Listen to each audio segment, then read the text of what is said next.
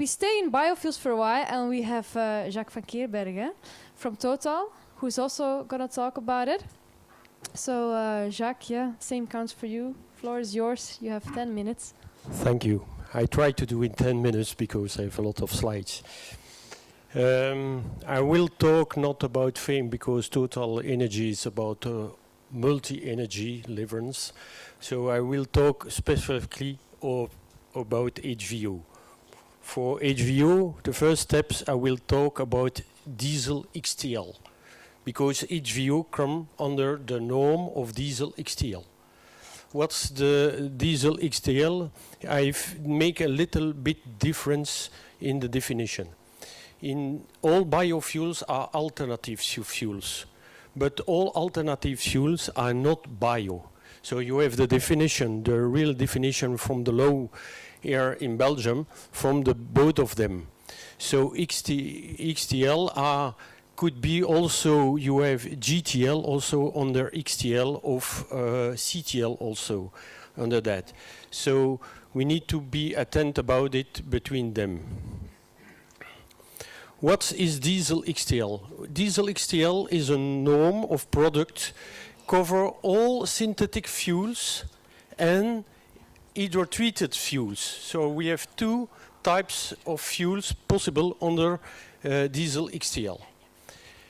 They cover two classes of product, one with a high cetane number, about more than 17 a cetane number, and class B is more like the standard that we have today for the B7, it's 51. So the burning of class A is more better if you see it. Alternative fuels, we have two types. Alternative fuels, you have GTL, gas to liquid, from natural gas to liquid, or CTL started from coal. That's another process to come also to diesel XTL. But you have biofuels inside of them, and it's BTL, biomass to liquid, of HVO, the hydrotreated. Hydrotreated could be HVO, that's the first step, but you are also using cooking oil or other things that we can use to make hydrotreated oils. In the norm is also possible to add it in the same product 7% of FAME inside. If we see the first generation of possibility, one of them in the synthetic fuels, when we started from waste, natural waste, and we make biogas, biomethane inside after fermentation, you could put the biogas with oxygen to make syngas, and then to have a long process to have, after that, the first step of a diesel called also bio, because it's started from biomass, and the answer to the 50,940. This one can put it to 20 to 25% in the B7. Today, you don't see any difference inside. That's the first step. That's one of possibility. The advantage of this one is to reduce emission, greenhouse gas emission, but also some particle, but the NOx are still higher of them. That's the problem. The density is well less than D from B7, but the cetane number is also the same as the cetane. So it's more a class B product from the EN 50,940.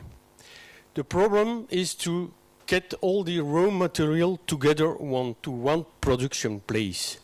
And the process is very complex.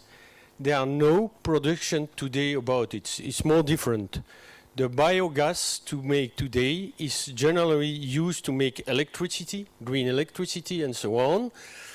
And we used in one industry, I heard about it, that it's from natural gas that we go directly to make the XTL. So it's GTL. So good. In hydrotreated product, we have three types. The first type of them is started from plants, vegetable plants, though you have all the oil of them, we extract the oil, and with hydrogens you treat it. You have saturated hydrocarbon, and they can give 3 types of product.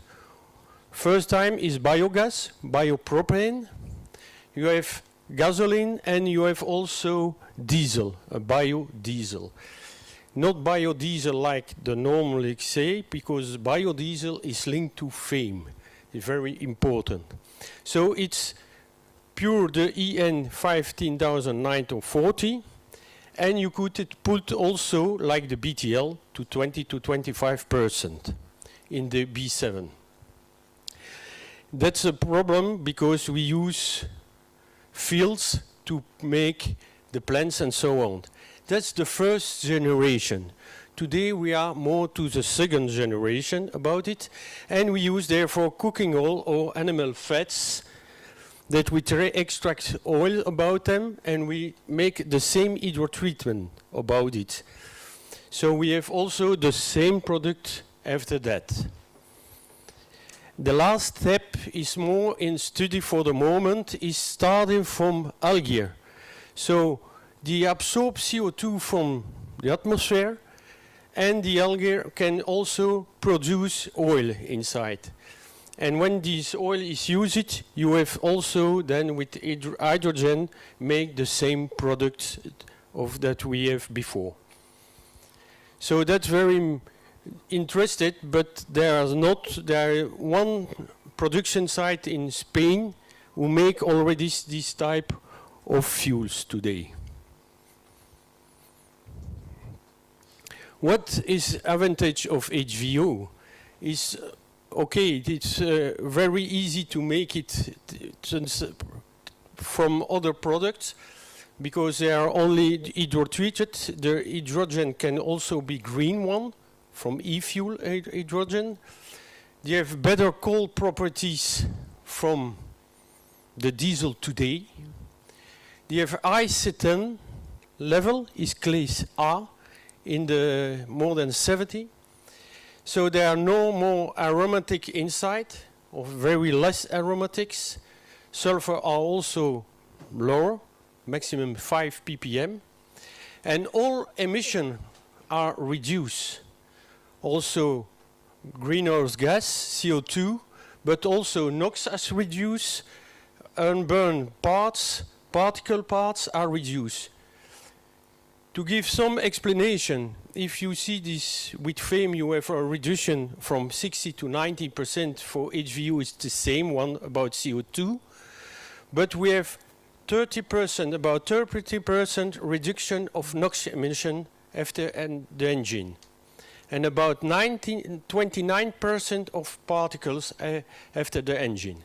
So reduce everything. So your after treatment system can be longer also to use. So if we make a comparison for today between B7 or XTL, if I take the two norms next each one, you can see that you have the same characteristic for XTL than for B7. So you don't need to change anything on your engine today about it. No change to installation also. So you don't need to change anything.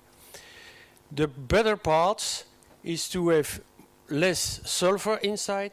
For HVO, better cetane number, better burning inside, and you have less aromatics. So it's completely the same as diesel B7.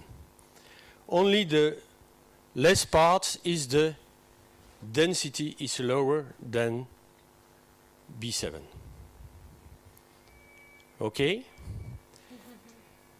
That's finished. For my part, I tried to do it. Yes, perfectly in time, Jacques. So thank you. Thank you so much. Applause.